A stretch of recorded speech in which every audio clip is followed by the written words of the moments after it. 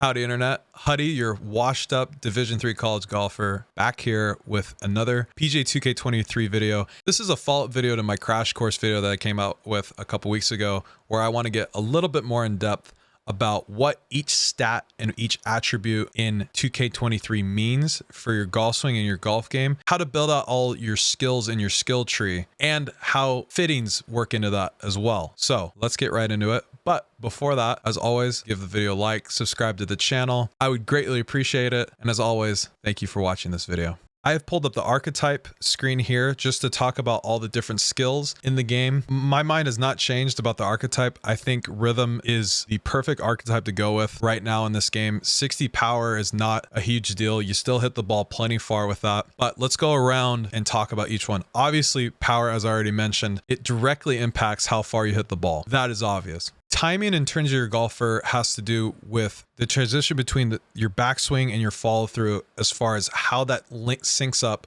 with fast, perfect, or slow. And for me, having timing be really high is very important for hitting more consistent shots in this game, and just knowing how the ball is going to come out. If you hit a little bit fast, it's going to come off a little bit of a draw or a pull. When it's slow, it's going to cut a little bit and go a little bit shorter. So having a high timing stat for me is really important. Swing path, this is that path that you see on the right side of your screen with the gray area and then that small little white line, and then that other gray area on the right side is making that white zone bigger, and at the same time making the gray zone a little bit bigger. Another very important stat. The attribute transition has all to do with when you're hitting partial shots or hitting full shots. If you ever, like when you're hitting driver, you see you hit it 102%.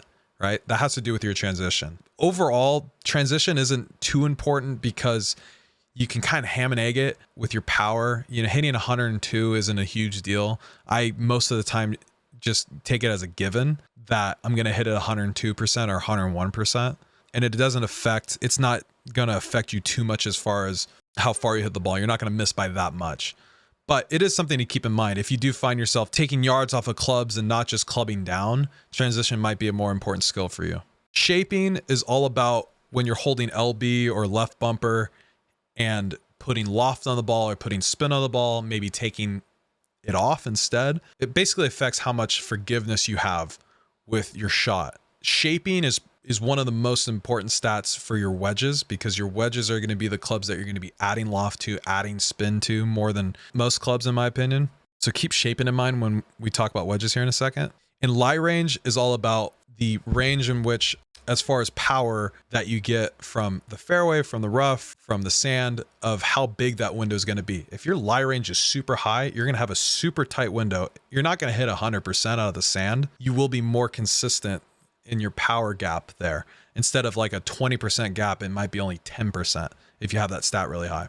Putt path is just like swing path, but with putting. It's how much forgiveness you have with the gray area and that white line in the middle when you're putting, which as you play more of this game, you'll see that putt path doesn't matter a ton once you get more consistent with your putting stroke. But what I find to be the most important stat when it comes to putting is putt weight, because getting the right speed in 2K23, much like 2K21, is extremely difficult when hitting downhill putts, having it be consistent on uphill putts as well. So you'll see me when we go to skills that I've put a lot of effort into upping my putt weight. So here we see my skill tree, and I'm only level 42 so far. Basically, here's the rundown on skills that I've been able to gather, is that all the skills leading up to the final tier, all of these skills are based on whether you do something or don't do something. For instance, for my driver, if I have 3 poor timings at any point during a round, this skill will activate and I'll get a timing boost off the tee, and it deactivates once I've hit 2 fairways in a row. And that's how it goes for all of these. You get a boost in one of those stats until you do something else, and then it goes away.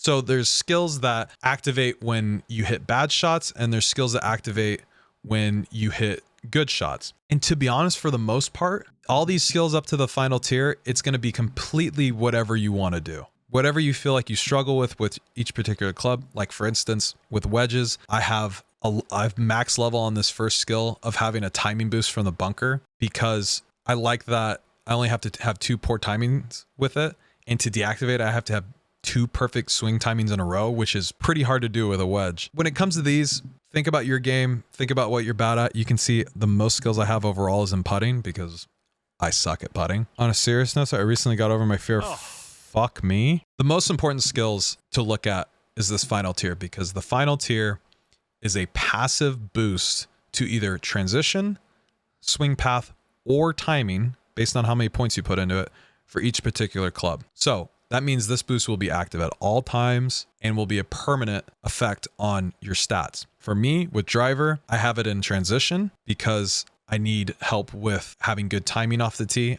Woods, it's the same thing. I need help with transition. Hybrid, transition. With iron, I go with swing path just because I find myself getting a little loose with my swing path with my irons more than anything. Wedges, I have timing. For wedges, timing and shot shape is like the most important thing. You see like Floptastic, I have level 3 in because I receive a shaping boost from heavy rough. Heavy rough, you want to get the ball up, you want to put a bunch of spin on it because it comes out with a lot of topspin out of heavy rough. So like putting points to that, I think is a must for wedges, in my opinion. And for putting, I have level 2 for putt weight because I put a premium on putt weight and getting the right amount of roll on the ball. The thing I love about this game is that it is completely for what you struggle with and what you have trouble with. I don't think there's any build for skills that it's going to be a be all end all. This is what you have to put points into. But in general, don't worry too much about, oh gosh, do I have the right skills here? Do I have this here? Just make sure that you're dialed in with these last tiers because these are passive active boosts at all times. These skills will come and go based on how you're playing during a round. So don't put too much stock into them. Just worry about these. Now, to talk about fittings. Fittings, even more so than archetype and the skills, this is going to be the thing that affects your golfer the most. In 2K21, all of these stats were put into clubs and what clubs you're using. Now clubs are completely cosmetic and it's all about the fittings. So let me walk you through my fittings that I have at this point. For my driver, I put a lot of stock into power just because driver for me is one of the clubs that I hit the best out of any of my clubs in my bag. I don't worry too much about my swing path or my timing. Definitely lie range with driver is something that you do not need to be putting points into unless you love hitting driver off the deck, then by all means go for it. For me, we can see that my power and my swing path are my highest stats in this purely because I have a legendary fitting. I have an orange fitting for my grip that gives me plus 11 in my swing path. But I would say for driver in general, you want to put points into power just so you're long off the tee, having shorter shots in. And you want to put in the swing path, and probably a close third or maybe tied for second is timing. Timing is very important with driver. For the woods, I have a 3 wood and a 5 wood. And for me, this grip that I have for the woods, it just is a boost for everything besides lie range. So that's just good overall. And my shaft hurts a little bit with shaping, but gives me a lot as far as lie range and just a good boost overall. Really good for power too with this. And then my grip, again, helps me with transition, a little bit of power, a little bit of timing, lie range, because a lot of times I like to hit woods out of the rough. So having good lie range out of the rough is really nice, especially on par 5s when you just slide into the light rough. Still getting 92 to 95% power out of the rough is really nice. What I would say for woods, as far as good stats, it's much like driver. You don't need to put as much stock into power because you don't want to have too big of a yardage difference in between your woods and your hybrids and your irons. Again, timing, swing path, and lie range I think is really big for woods. You can see 88 is my second highest stat. But timing and lie range and of course swing path. Swing path is always going to be important regardless of any club. For my hybrid, I have a 4 hybrid in the bag right now. Again, timing, swing path, lie range. I don't worry about shaping with the woods at all because I'm not doing a ton of that off the tee for the most part. And if I do, it's just a little bit of a cut, a little bit of a draw. And then for my irons, timing, swing path, lie range. Those are the 3 most important, especially with your irons. You're going to be hitting irons out of the rough, out of the sand, out of the fairway. Lie range, having that gap so you know, okay, you can tell how it's going to come out of that lie, how far it's going to go. It's extremely important. Because we're not always going to be in the fairway. It is golf after all. My wedges is where you'll see a bit of a difference as far as my shaping stat. Shaping is a lot higher for my wedges because with wedges, you're going to be putting more loft on the ball. You're going to be wanting to put spin on it, whether you're around the greens trying to get something to hop and sit immediately, or if it's like getting out of the sand and getting the ball up in the air a lot faster and putting spin on it because of how much roll splash shot has out of the bunker in this game.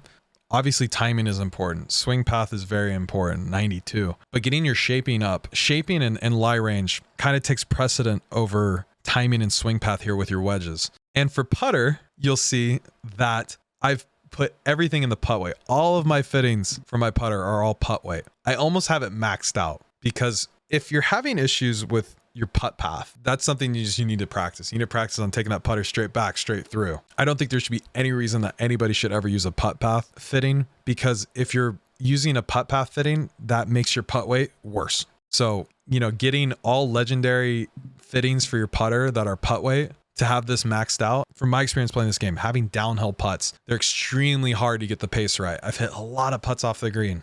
Putt weight, putt weight, putt weight. So again, just to recap, with driver, putting stock into power is fine. Besides that, you know, swing path, timing, that's all you really want. You don't really need to worry about transition or shaping or lie range for the most part. With woods, lie range is a little bit more important, but again, timing, swing path, those are the two. Hybrid, timing, swing path, lie range. Irons, timing, swing path, lie range. And wedges, that's where we get a little bit different. Much more of a premium on shaping and lie range, less so on timing and swing path, but you still need those to be pretty high. But having good shaping and lie range with your wedges, when you're hitting all those feel shots, getting the ball up in the air, having it sit, having it run, all that, that's where this comes into play. So I hope that incoherent rambling about all that makes a little bit of sense. If you have any questions, please leave a comment on the video and I will get back to you. And again, thank you for checking this out. I hope all that made sense. As we go along in PGA 2K, I'll be coming up with more things as I learn to figure this game out. Because again, we still haven't talked about golf ball packs and how to use golf balls in this game. And that is a big game changer in 2K23. As always, thank you for checking out the video. Thank you for watching. Leave a like, subscribe to the channel. And as always, stay safe, work hard, be proud of yourself. And above all else, please be lovely people. And I'll see you in the next one. Peace.